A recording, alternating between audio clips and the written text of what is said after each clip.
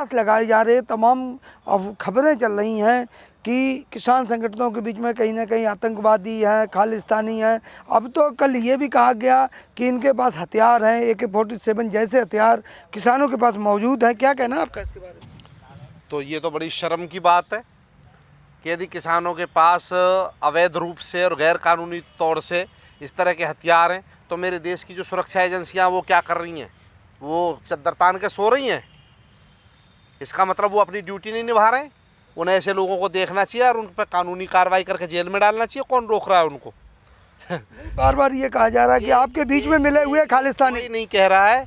ये जो घिनौनी और गंदी जो जलील राजनीति है देश की, उसके अंदर से कुछ लोग जो जिन्हें हम नस्ल हराम भी कह सकते हैं, ये उन लोगों की सोच है इस तरह की, जो अन्नदाता के बारे में इस तरह की विचार रखते हैं। ऐसे लोगों का पता नहीं ये कहाँ की नस्ल है, कैसी नस्ल है, इनका बस भगवान ही मालिक है। मैं इसके बारे में और ज़्यादा नहीं कहना चाहूँगा कुछ। नहीं, आप खालिस्तानी करते हो। विश्व के नक्शा पे आप बताओ खालिस्तान कहाँ है कहीं खालिस्तान? नहीं को बार बार कोई प्रदेश या देश का नाम खालिस्तान है किसी नक्शा में? वो बताओ मुझे, तो है सरकार या नहीं है ये बताओ। ये कहूँगा पंजाब की, और जहाँ तक सिखों की बात है, आज से नहीं प्राचीन काल से ही देश की आर्थिक, सामाजिक, धार्मिक सब तरह की प्रगति में उनका बहुत ज़बरदस्त योगदान है। और हम गुरु गोविंद सिंह, गुरु तेग बहादुर जी और सरदार भगत सिंह की संतानों के ऋणी हैं। और जो उनके बारे में इस तरह का विचार रखता है, उसकी घिनौनी सोच और निकृष्ट सोच है। उसे अपने बारे में दोबारा से विचार करना चाहिए, अपनी सोच के बारे में। हम कभी कर्ज नहीं उतार सकते। गुरु गोविंद सिंह ने, तेग बहादुर जी उनके पिताजी थे, और उनके गुरु गोविंद सिंह जी के 4 बेटे, जोरावर फतेह सिंह, 4 पीढ़ियाँ हिंदू धर्म की हिफाजत के लिए उन्होंने खपा दी। युद्ध में मरे, दीवारों में जिंदा चुने, और आरे से चांदनी चौक पे बीच आरे में से आरा लगा करके ऊपर से नीचे तक काटे गए।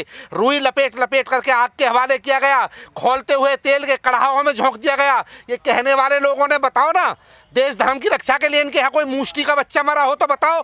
इसलिए उस बहादुर कौम पे सवाल उठाने वाले को अपनी सोच के बारे में दोबारा विचार करना चाहिए। ऐसे निकृष्ट लोगों का मैं पूरी तरह से खंडन करता हूँ, निंदा करता हूँ ऐसे लोगों की। मलिक साहब, आप लोक शक्ति के, आपकी जिम्मेदारी आपके कंधों पर है। 26 जनवरी की जो परेड है उसके लिए क्या कहेंगे? परेड हमारा गौरव है। परेड हमारा, देखिए, देश की आज़ादी के बाद गणतंत्र दिवस जो ये मनाना शुरू हुआ, इसका हर देश का नागरिक का अधिकार है। और हमारा एक देशभक्ति का जज्बा उस समय सबके जो उसकी अभिव्यक्ति करने का एक साधन है वो 15 अगस्त 26 जनवरी। तो हम कैसे करेंगे उसको? और इसमें कहीं कोई व्यवधान पहुंचाना, अपनी परेड को व्यवधान पहुंचाना, बाधित करना हमारा उद्देश्य नहीं है। और अब मलिक साहब, सरकार की तो नींद उड़ी हुई है। संयुक्त किसान मोर्चा ने भी ये कह दिया कि ठीक है भाई, हम राजपथ पे नहीं जा रहे। आपको लगता है कि वहाँ हमारी जो राष्ट्रीय परेड बाधित होगी, हमें जो आउटर रिंग रोड है वो दे दो। शांतिपूर्वक किसान, यदि हम टैंक को देख करके गर्व करते हैं कि भाई ये टैंक मेरे देश के लोगों का की हिफाजत करता है, तो ट्रैक्टर भी तो गौरव का ही विषय है। इससे पेट भरता है सबका, इससे सबका पेट भरता है। तो ये दिल्ली की सड़कों पर जाएगा, सब लोग देखेंगे भाई यही वो ट्रैक्टर है जो धरती का सीना चीर करके और हम सब के लिए अन्न पैदा करके, तो वो भी गौरव का। मुझे नहीं समझ में आता सरकार के लिए या पुलिस के लिए वो शर्म का विषय ट्रैक्टर कैसे हो गया?